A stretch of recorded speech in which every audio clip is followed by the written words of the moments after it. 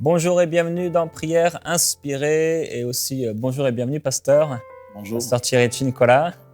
On est heureux de t'avoir dans cette 4e journée Amen. où on parle des héros de la foi. Prions pour devenir des héros de la foi. Et c'est pas qu'on veut être des gens importants, mais c'est que nous voulons adopter les attitudes qui étaient dans ces gens. Nous avons parlé de plusieurs choses par rapport à Moïse, à Abraham et à Anne également. Ils avaient des attitudes particulières. On a parlé entre autres de l'attitude de folie un peu d'Abraham. Il était fou pour Dieu, il était prêt à tout pour le Seigneur. Moïse, lui, c'était un homme particulier, un homme exceptionnel qui a dû passer par un long désert pour être brisé par Dieu, pour qu'il puisse avoir un caractère sanctifié, pour être apte à accomplir toutes les œuvres que Dieu avait pour lui, à tout ce que Dieu voulait faire dans sa vie. Et on a aussi parlé de Anne hier, Anne face à cette stérilité qui a prié et qui a prié longtemps par rapport à ce combat qu'elle avait. Et finalement, une parole de bénédiction apportée par le sacrificateur. Elle a une grande confiance en Dieu et en la parole de Dieu. Et elle et son mari ont pu voir l'exaucement de ce pourquoi elle s'était approchée de Dieu en venant ce jour-là dans le temple. Aujourd'hui, nous voulons parler d'un autre homme, un autre héros de la foi. Et je vous invite à écouter cette émission sur EMCI TV qui s'appelle Héros de la foi, où nous parlons des différents serviteurs de Dieu et servantes de Dieu qui ont vécu dans la foi, dans leur vie ici sur terre. Aujourd'hui, on veut parler avec toi, pasteur. Tu veux nous parler de cet homme, Josué, seul face à tous. Oui, j'aimerais parler de Josué qui a remplacé Moïse. Et déjà, c'était difficile pour lui d'accéder à la direction d'Israël. Et nous voyons dans le premier chapitre comment est-ce qu'il a paniqué et combien de fois Dieu l'a fortifié pour prendre la direction d'Israël parce que ce n'était pas évident. Et puis Moïse était une grande figure pour lui. C'était un grand leader et accéder au pouvoir après Moïse, ce n'était pas possible pour lui. Mais Dieu l'a soutenu, Dieu l'a accompagné. Dieu va se servir de cet homme avec beaucoup plus de grâce. Il va apporter des résultats. On va voir comment est-ce qu'il va diriger Israël. Il a fait des grandes choses. Et par la foi de Josué, on peut voir comment est-ce qu'il a arrêté le soleil par une déclaration. Et Dieu l'a exaucé. Ce n'était pas n'importe qui. C'était un homme qui avait une autre dimension, n'est-ce pas, de la foi. Et il a pu conduire les enfants d'Israël, n'est-ce pas, dans la terre de la bénédiction. Mais il arrive à un certain carrefour où le peuple devait faire un choix. Et c'est de ça que je vais parler. Josué, c'est un leader qui avait une grande mission, n'est-ce pas, d'introduire Israël dans la terre. Et une fois que Dieu l'a béni comme ça pour accomplir la mission, le peuple va commencer à tâtonner, prendre position pour Dieu ou pour d'autres divinités. Et Josué va, n'est-ce pas, interpeller le peuple dans le livre chapitre 24 de Josué. La Bible dit Josué assembla toutes les tribus d'Israël à Sichem. Il convoqua les anciens d'Israël, ses chefs, ses juges et ses officiers. Ils se présentèrent devant Dieu. Josué dit à tout le peuple, ainsi parle l'Éternel, le Dieu d'Israël, vos pères Térak, père d'Abraham et père de Nacor, habitaient anciennement de l'autre côté du fleuve. Ils servaient d'autres dieux. J'ai pris votre père Abraham, de l'autre côté du fleuve. Je lui fis parcourir tout le pays de Canaan. J'ai multiplié sa postérité et je lui donnai Isaac. J'ai donné à Isaac, Jacob et Ésaü, et j'ai donné en propriété à Ésaü la montagne des Seirs. Mais Jacob et ses fils descendirent en Égypte. J'envoyai Moïse et Aaron et je frappai l'Égypte par des prodiges que j'opérais au milieu d'elle. Puis je vous en fis sortir. J'ai fait sortir vos pères de l'Égypte et vous arrivâtes à la mer. Les Égyptiens poursuivirent vos pères jusqu'à la mer Rouge avec des chars et des cavaliers. Vos pères crièrent à l'Éternel et l'Éternel mit des ténèbres entre vous et les Égyptiens. Il ramena sur eux la mer et les couvrit. Vos yeux ont vu ce que j'ai fait aux Égyptiens. Et vous restâtes longtemps dans le désert. Ici, ce que j'ai aimé avec Josué retrace l'histoire pour ramener Israël, n'est-ce pas, à la raison. Il rappelle ce que Dieu a fait, commençant par Abraham ou le père d'Abraham. Il dit, Dieu a pris le père d'Abraham, il a pris Abraham de l'autre côté, où il y avait de l'idolâtrie. Il a pris Abraham de l'autre côté. Nous n'étions pas, on ne pouvait pas bénéficier de cette grâce. Mais Dieu a commencé l'histoire avec Abraham pour nous atteindre aujourd'hui. Josué est en train de rappeler l'œuvre de Dieu, comment Dieu a délivré Israël de la domination égyptienne, comment Dieu a délivré Israël de la main du Pharaon. Il est en train de leur dire, c'est Dieu, vous ne pouvez pas les laisser et vous ne pouvez pas être au milieu, vous devez prendre position. J'aime le leadership de Josué parce que au milieu des gens hésitants, au milieu des gens changeants, qui changeaient à tout moment, des gens qui étaient prêts à adorer un veau, des gens qui étaient prêts à dire que c'est veau, c'est veau qui les a sortis de l'Égypte. Et Josué devait prendre position. Il va arriver quelque part où il va dire, moi et ma maison, si vous n'arrivez toujours pas à décider, moi, ma famille, nous allons servir l'Éternel. Et ça, j'ai aimé la position de Josué. Il est clair quant à sa position. Et c'est parmi les choses que nous, chrétiens, aujourd'hui, devons développer. Josué face aux gens qui titubent, aux gens qui hésitent de s'engager pour Dieu, Josué donne sa position clairement. Les héros de la foi, ce n'étaient pas seulement des gens qui priaient, mais c'était aussi des gens qui affichaient leur couleur, qui affichaient leur identité, leur position pour Dieu. Josué a su prendre position avec sa famille. C'est très important pour nous aujourd'hui, chrétiens. Des fois, nous servons Dieu, mais nous négligeons la dimension de la famille. Nous négligeons. Dieu ne nous sauve pas seulement nous. Il veut sauver aussi notre famille. Et Josué, je crois qu'il avait compris quelque chose. Je crois qu'il avait fait un travail dans sa famille. Il était trop sûr que lui et sa famille. Parce qu'il ne peut pas déclarer comme ça s'il a un fils rebelle, s'il a des enfants rebelles. Il ne pouvait pas déclarer comme ça. Mais je crois qu'il connaissait la foi de sa famille. Donc, il a joué son rôle comme Deutéronome 6 le dit. Donc, il parlait à sa famille de Dieu. Il instruisait sa famille de Dieu. Il était le pasteur de sa famille. Donc, je crois que les héros de la foi ont vécu aussi ce pastorat. Donc, ils parlaient à leur famille de Dieu.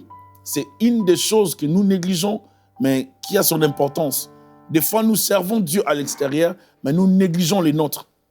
Et nous servons, nous prêchons, nous chantons à l'église, nous faisons des choses à l'église. On est trop spirituel à l'extérieur, mais à l'intérieur, dans notre famille, on a négligé un peu. On peut ne pas se rendre compte, mais à un certain carrefour de la vie, il y aura une réalité qui viendra, quelque chose qui viendra sortir, ce qui se passe réellement dans la famille. Et c'est très important de toujours prendre soin de sa famille en ce qui concerne la parole de Dieu. Amen. C'est toujours prendre soin de ses enfants, de sa femme. Et c'est notre responsabilité, comme Deutéronome en parle, que les livres de la loi restent donc devant nos yeux. Il faut écrire les écrits par-ci, par-là, pour que les enfants puissent se souvenir toujours de la parole. Et ça, c'est important dans une famille chrétienne. Si on dit qu'on est chrétien, on est héros aujourd'hui, on croit en Dieu. Comment nos enfants, comment moi je prie, ma femme ne doit pas prier, n'arrive pas à prier. Comment moi je prie, je m'intéresse qu'à ma vie de prière, mais je n'associe pas ma femme, mes enfants, pour avoir ne serait-ce que de temps de prière en famille. Et ça, c'est important. Parce qu'on ne peut pas arriver à dire les déclarations de Josué si on n'est pas sûr de la foi de la famille. Il y a une foi commune. Donc ici, il était sûr de la foi de sa femme et de ses enfants. Il était sûr de ça. Mais les autres hésitaient encore. Et j'aimerais que ce soit notre attitude aujourd'hui, en tant que serviteur de Dieu, en tant que chrétien aujourd'hui, que nous puissions aussi commencer dans notre Jérusalem, que nous puissions commencer aussi à cibler les nôtres, gagner nos frères et sœurs.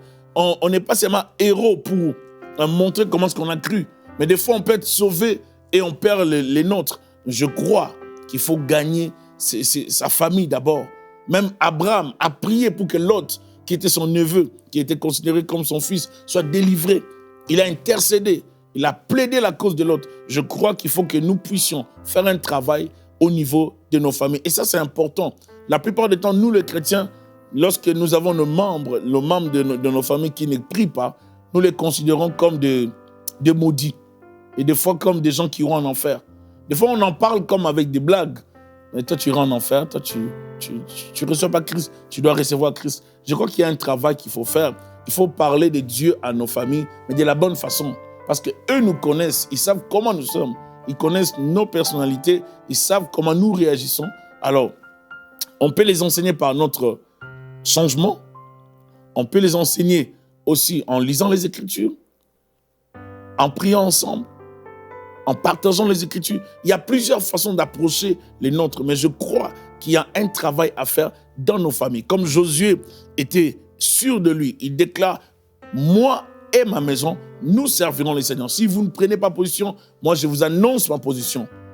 Si vous hésitez, moi je n'hésite pas. Je suis sûr de mon engagement. Je suis convaincu de ma relation avec Dieu. Il n'y a pas d'hésitation lorsqu'on veut servir Dieu. Il n'y a pas d'hésitation. On ne peut pas hésiter. Des choses qui nécessitent de prendre position, la plupart du temps, nous les chrétiens, nous hésitons. Non, Josué n'a pas hésité. Il a pris position. Il était clair par rapport à son engagement. Moi et ma maison, nous servirons les Seigneurs. Nous voyons plus loin. Élie va dire, jusqu'à quand clocherez-vous des deux côtés? Si l'Éternel, si Baal est Dieu, allez vers Baal. Si l'Éternel est Dieu, venez vers l'Éternel. Et c'est un problème qui était en Israël. Un peuple au courette, un peuple têtu, un peuple rebelle à tout moment. Et ça, Josué n'a pas supporté ça. Et je crois même, par la bonne lecture, que c'est le peuple toujours qui a poussé Moïse, n'est-ce pas, à frapper 2 fois. Parce qu'il y avait trop de pression. Un peuple têtu, un peuple compliqué. Et je crois que Josué, en recevant le pouvoir, il avait déjà compris ce que Israël était. Alors il a dit, moi et ma maison, nous servirons l'Éternel.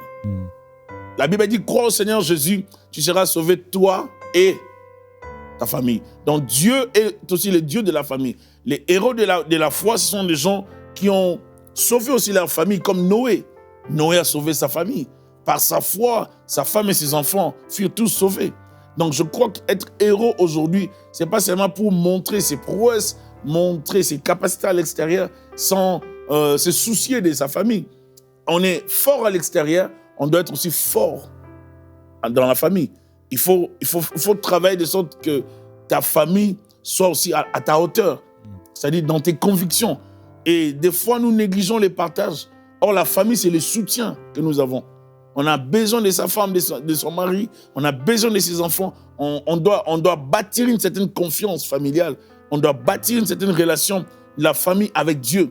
De sorte que même si vous n'êtes pas là, les enfants sauront que papa nous a montré Dieu. La femme saura que mon mari m'a laissé un Dieu. Et c'est important pour nous chrétiens de fonctionner dans cette dimension, de croire en Dieu dans la dimension familiale, de prier ensemble, de partager ensemble, de vivre certaines expériences ensemble, en famille. Ça fait du bien et ça marque l'histoire de la famille. Ça marque les enfants, ça marque les parents. Moi, je me rappelle, nous, on passait des nuits de prière avec nos parents. On dormait avec eux. Et des fois, on dormait au salon. Et puis, sur les tapis, tous les parents, mon père et ma mère, mon père au coin, ma mère au coin. Et nous, les enfants, on était au milieu. Et on faisait des fois un mois comme ça, avec papa et maman, parce qu'on vivait des situations un peu difficiles, et des situations un peu spirituelles, tout ça. Et puis, nos parents nous mettaient au milieu, et ils étaient en prière. Et nous, on bénéficiait de ça. Et ça nous a affectés sans le vouloir, sans le savoir, mais ça créait en nous le goût de Dieu, l'amour de Dieu, la passion. À 14 ans, j'avais déjà l'amour des Écritures. J'ai dévoré les Écritures. J'ai lu Apocalypse. Parce que j'ai vécu l'ambiance de Christ dans la maison. Ma mère était tout le temps dans la prière et ça m'a stimulé. Ça m'a donné la force de développer aussi la vie de prière. J'ai commencé à prier comme elle. J'ai commencé à prier comme mon petit frère qui priait 3 heures. Moi, je fais 3 heures. L'autre va faire 4 heures. Moi, je fais 5 heures. On commence à chercher des petites compétitions de prière de 8 heures. Celui qui a fait 8 heures de prière se sent comme il est plus rempli, quoi. Donc, tu vois. Et je crois que dans la famille, il faut qu'il y ait l'ambiance de la prière, l'ambiance de la parole. Si nous sommes une famille chrétienne, nous devons montrer, et sans se gêner, aux yeux de tous, que nous sommes réellement pour Christ. Amen. Et nous prenons position pour Christ. On ne devrait pas avoir honte de notre position. Je ne suis pas gêné de dire au monde que je suis chrétien. Et ça devrait être notre position. Amen. Et Josué n'a pas eu honte de dire à ses frères, mais arrêtez de tâtonner comme ça. Prenez position. Si l'Éternel est Dieu, vous prenez position. Vous allez les servir. Et j'ai aimé, n'est-ce pas, l'approche de Josué qui va pousser le peuple à se rallier vers Dieu. Et ça, c'est important.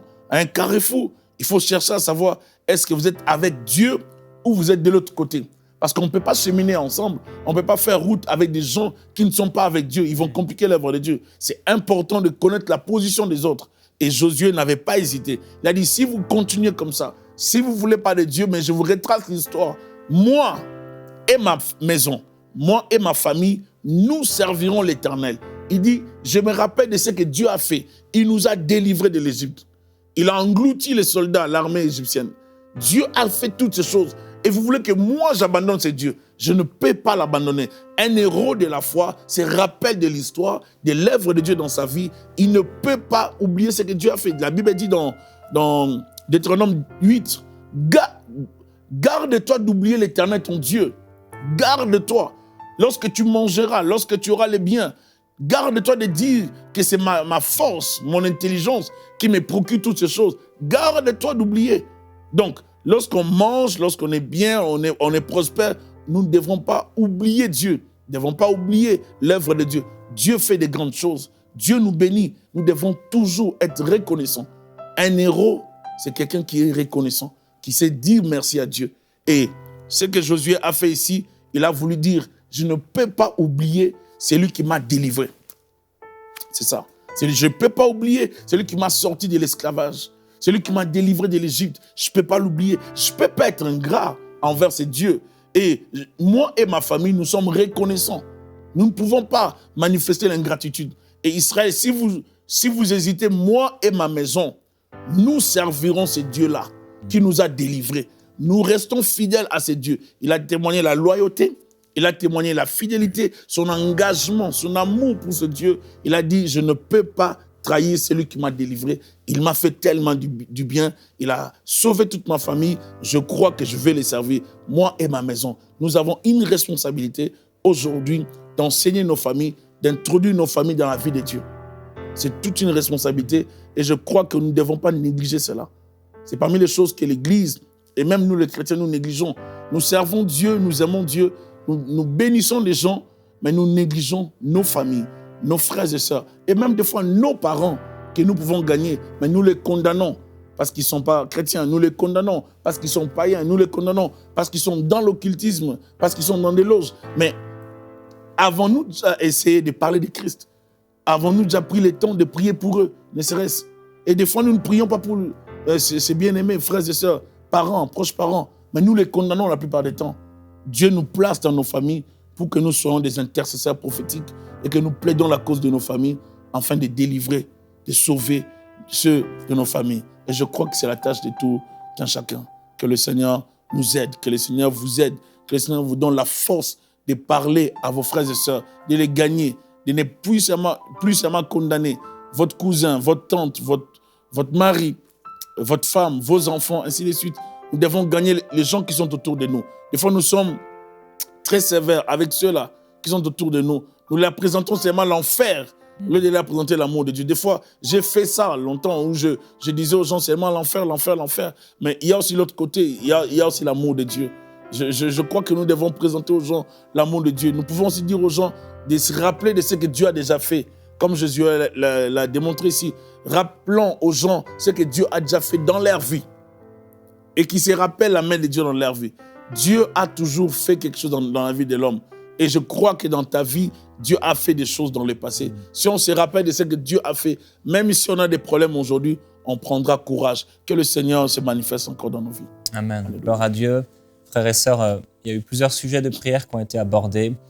On peut commencer à prier pour ce sujet. Vous pourrez continuer à la maison à prier par rapport à ça. Ce sont des sujets importants. Père, merci pour ta parole encore aujourd'hui qui nous nourrit. Et quelle grâce de pouvoir chaque jour recevoir ta parole. Là, je veux te remercier pour le ministère de MCI TV. Merci Seigneur Jésus. Je veux te remercier pour toutes ces émissions qui sont disponibles gratuitement pour bénir ton peuple. C'est une telle grâce d'avoir ta parole, Seigneur, de recevoir ta parole gratuitement et d'être béni. Merci parce que cette parole, elle est en train de transformer des familles. Alléluia. Cette parole est en train de changer des familles entières. Seigneur, des plus vieux jusqu'aux plus jeunes ou des plus jeunes jusqu'aux plus âgés. Alléluia. Merci pour ta parole, parce que ta parole, Seigneur, a la puissance de sauver nous et nos familles. On te remercie. Je te remercie. Père, je veux prier pour ton peuple et particulièrement pour ce premier sujet de prière de toutes ces familles qui ont honte de toi. Ces personnes qui sont des chrétiens anonymes, qui se cachent. Leurs collègues de travail ne savent pas, leurs voisins ne savent pas. Personne ne sait qu'ils sont chrétiens. Si ce n'est le fait que peut-être ils vont à l'église, que ce sont des gens religieux, ils ne connaissent pas leur témoignage. Aide-nous, Père, je t'en prie, à partager notre témoignage de Christ Amen. autour de nous. Aide-nous à aimer les gens qui nous entourent. Parfois, c'est vrai, on est tellement, entre guillemets, spirituel, mais du mauvais sens. On n'est plus là en train d'aimer les gens dans le naturel, d'une façon naturelle, d'une façon physique, à les aider, à porter leur fardeau, à leur demander s'ils ont besoin d'un service, de faire quelque chose. Inspire-nous, Seigneur, à aimer les gens qui sont autour de nous.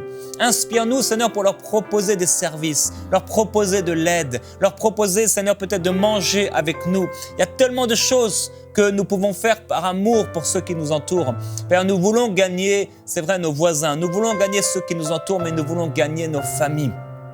Je prie, Père Céleste, afin que dans les familles, la piété, la vie de prière soit renouvelée. Alléluia. Je prie pour, comme l'a partagé le pasteur, des pères, des mères qui prient, qui sont des modèles, que l'enfant puisse se souvenir.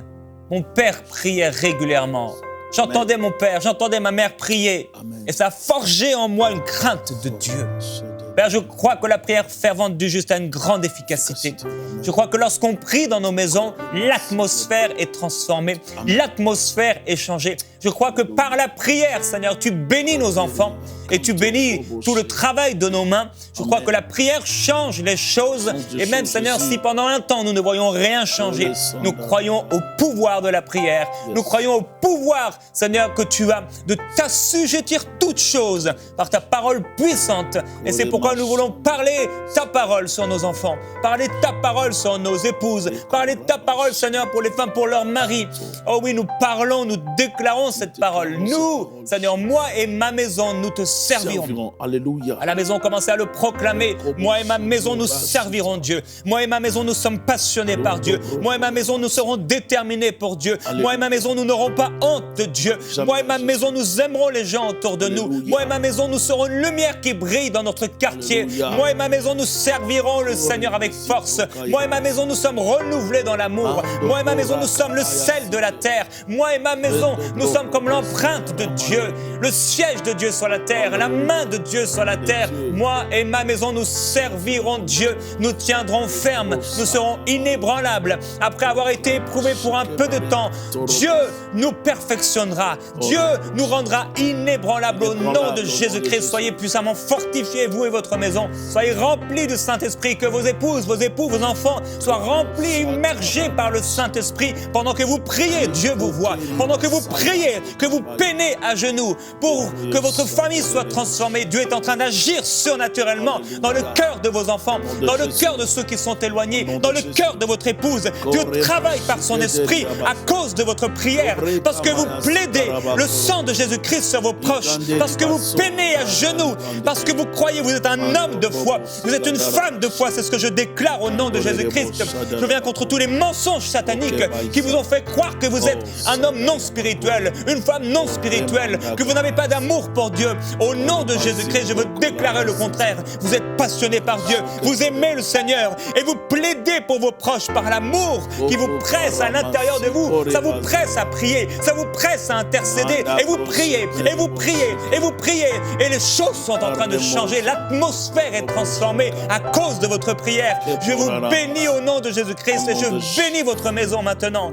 Alléluia, gloire à Dieu, gloire au Saint-Esprit de Dieu qui agit maintenant dans les maisons et dans les familles. Alléluia. Gloire à toi, Seigneur. Tu es merveilleux. La puissance dans le nom de Jésus-Christ. Merci, Seigneur, pour ta puissance que tu libères dans nos familles.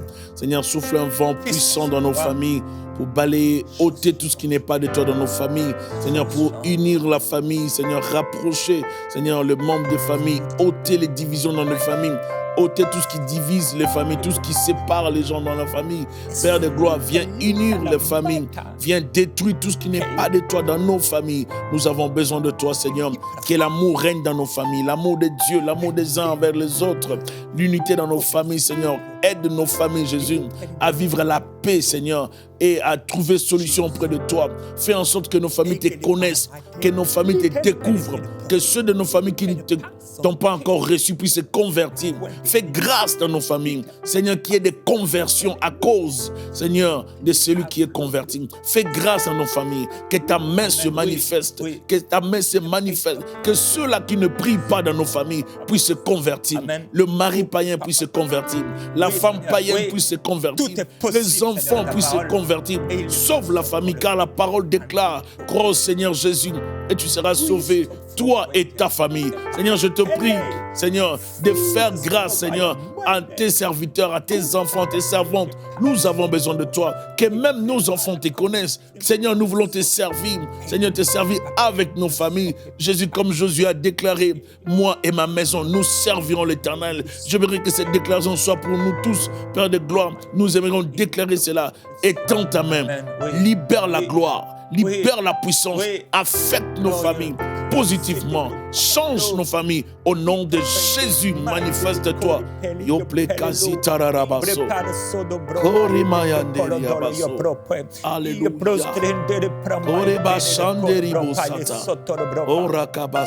Merci, Seigneur, parce qu'il n'y a rien d'impossible à toi. Rien d'impossible à celui qui croit. Oh glorieux Père, merci pour ce que tu mets dans le cœur de ton peuple maintenant, la semence de foi, la semence d'espoir, l'esprit de prière que tu crées maintenant, ô Dieu, dans le cœur de ceux qui écoutent. Parce qu'ils vont prier, ils vont se mettre à genoux, et quand il fait noir, quand c'est l'obscurité, ils viendront dans cette chambre de prière, Seigneur. Ils viendront dans leur sous-sol, ils viendront dans leur toit, Seigneur. Ils viendront dans leur cuisine alors que tout le monde dort, pour prier pour leur famille, et tu vas sauver.